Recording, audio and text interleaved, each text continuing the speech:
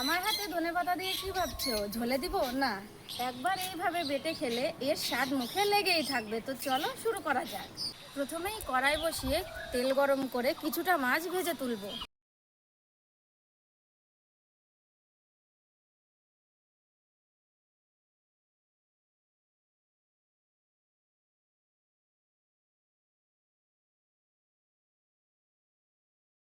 ওই তেলেই শুকনো লঙ্কা, কাঁচা লঙ্কা, কয়েক কোয়া রসুন, কালো জিরা হালকা ভাজবো।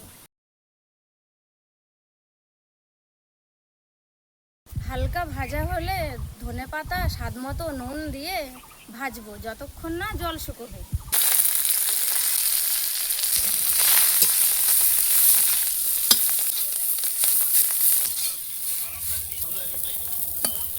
এইবার ভাজা মাছ আর ধনেপাতা একসঙ্গে মিশিয়ে বাটবো।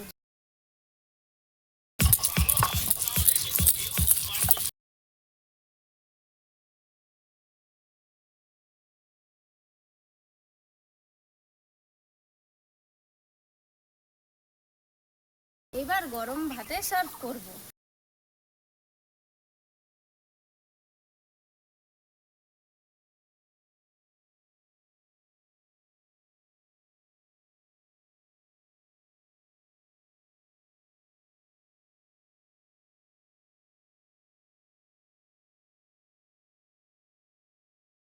এমন বাটা করেছি, বাটা দিয়ে ভাত খাওয়া হবে, ফ্রেশ আম।